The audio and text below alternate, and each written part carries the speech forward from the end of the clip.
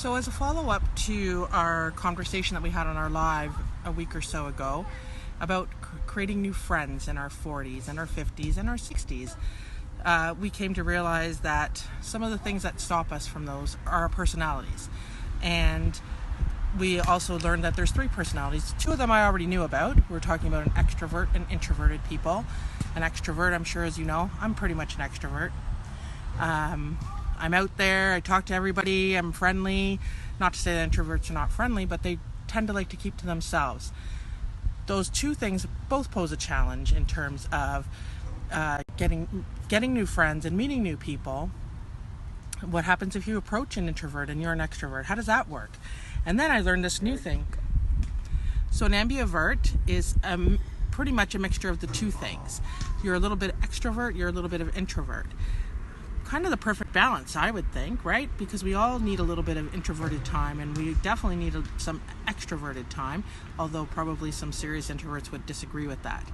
But those are the challenges that we look at. Those are the challenges we face when we're trying to create new relationships and meet new people. Hey, I'm Wendy. And I'm Hazel. And we're from Big Girl Interrupted. And our question is always, what's interrupting your life? So one of the things that we came across about what's interrupting the lives of women, actually 35 and up probably, because we got some feedback out of our lives that had said, hey, I'm in that boat too. So I just want to acknowledge that it's for all women, but we have found we can talk from experience because we are women in our 40s, but we don't want to exclude anybody from that. One of the biggest things that we found, Hazel, was that women are struggling to make friends at 40. And maintaining relationships and transitioning to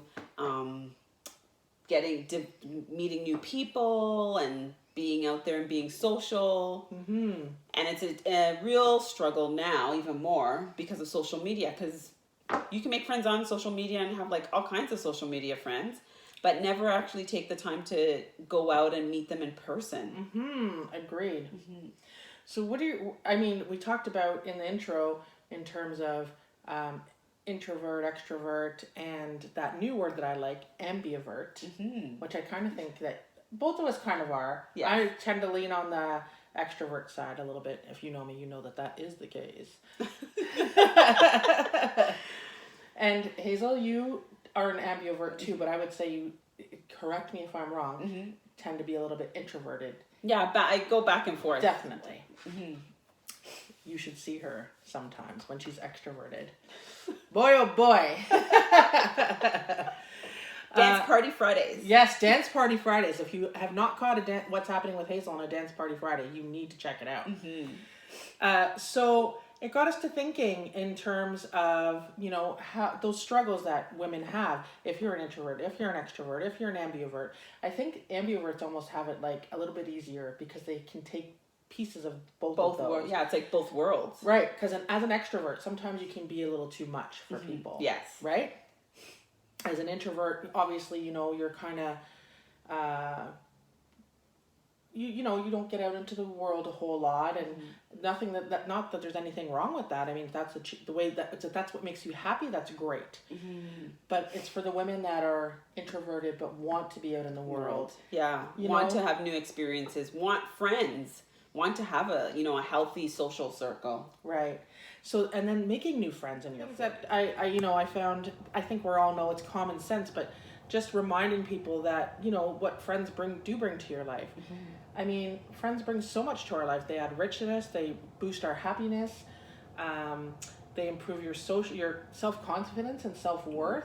If you have the right friends. If they're not doing that for you, then your friend is probably not. Friends. Let's get some new friends for sure.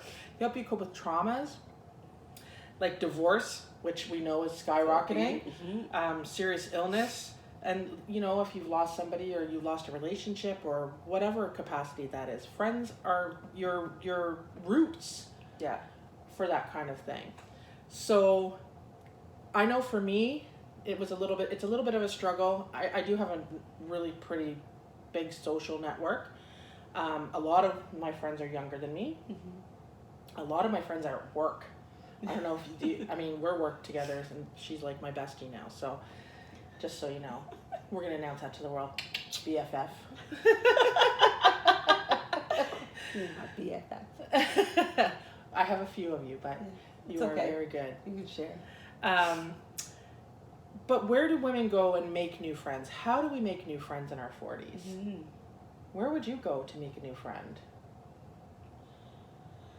You know, I attend like paint nights, vision board experiences, like those little more intimate social settings, maybe women empowerment events, networking events, because networking events is amazing. Yeah, because we've met some really good people there. Yes, we have. And do you think you have to be an entrepreneur to attend one of those things? No, because we've met people who are not entrepreneurs, who have been at networking events. Mm-hmm. And I just feel like because I partied, so I have the experience of like, you know, being clubbing. A party, clubbing, partying, and now that type of life it's not to say it doesn't interest me anymore, but it's not a place where I would want to say develop and find meaningful relationships and friendships. Yeah, that's true. Those are some good places. Mm-hmm. Hanging out at the library, mm-hmm. taking a course. Yeah. Right? You know those city courses that we have? You could go and do like, I don't know, jiu-jitsu, or I don't know if jiu-jitsu is the right thing for, I know that would kick my ass, but probably not jiu-jitsu unless you feel like kicking somebody's ass. But there's cooking classes. Cooking classes if you don't know how to cook, or if you do know how to cook and you want to teach something. Yeah. There's knitting. Yep. How do you go about making a new friend? That is the interesting part to me, right? We know where. We have the where. Yeah. How?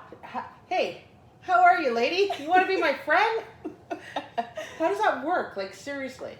Well, you have to, it's because I teach younger kids to be social and make friends. But younger kids, it's proven they're so much easier, right? Yes, it is. Yeah. There's no judgments, really. There's no... And you have so much more to connect with, yes. right? Whereas now, as an adult, you don't have that same type of... I like Transformers. Do you like Transformers?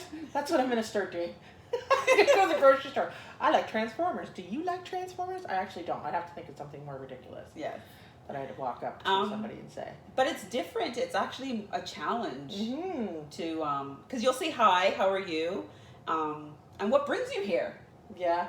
Right? Whatever setting you're in, I think that would be my opening, is what brings you here, and see if there's a connection through that answer that me and that person could, you know, expand on. Right. And as an introvert, though, how hard would that be?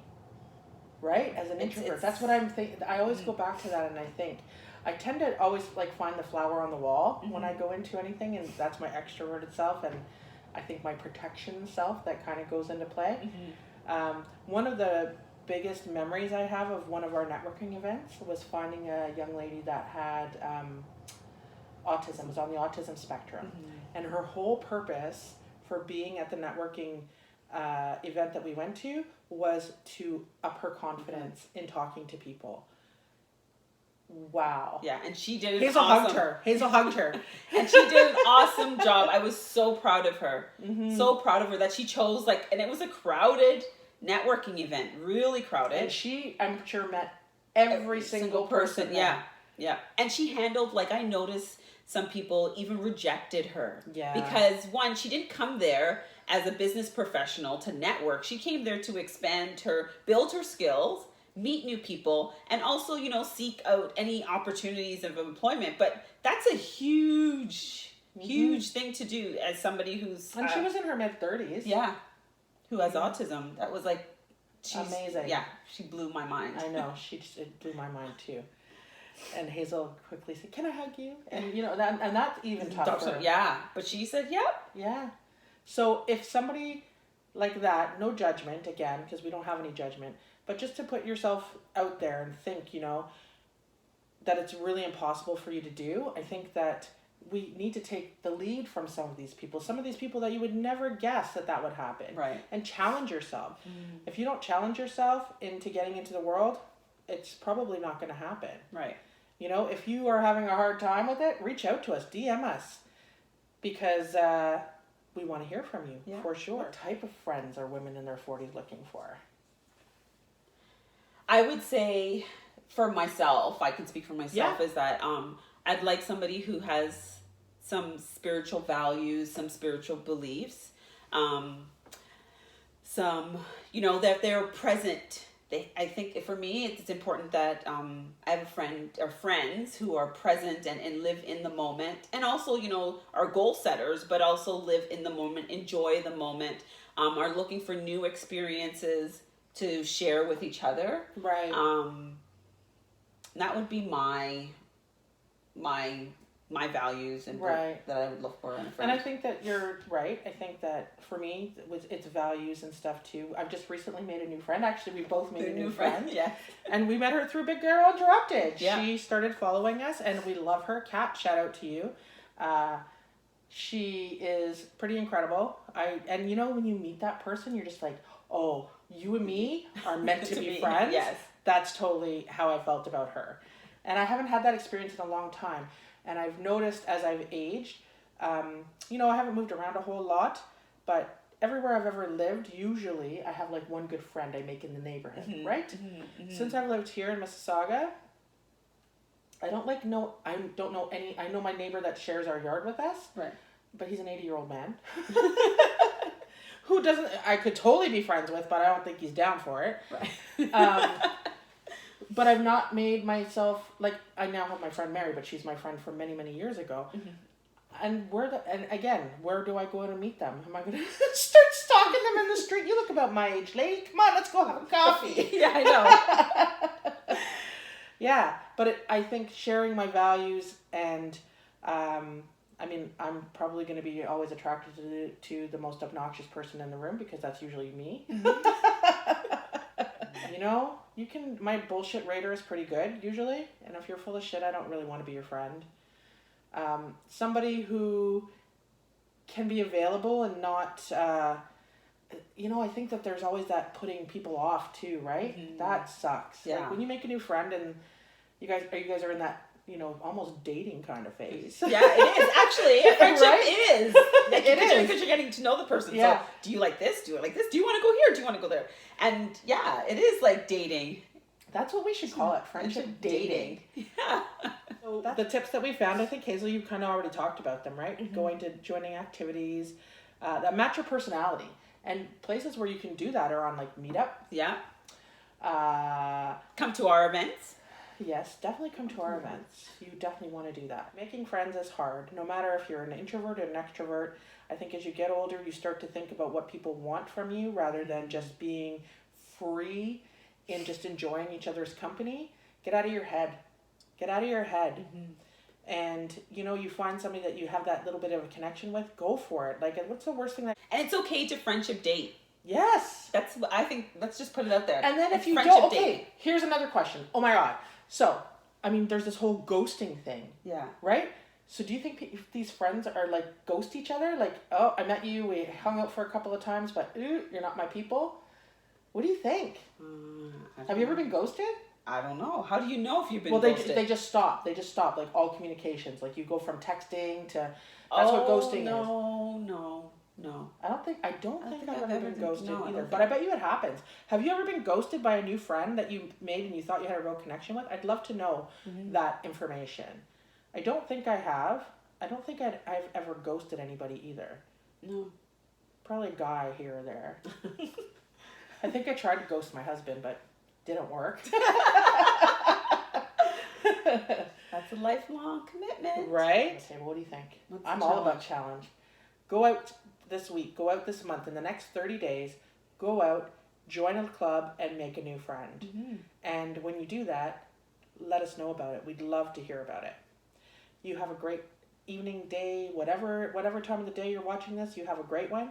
And as always, our question is, what's interrupting your life? Mwah.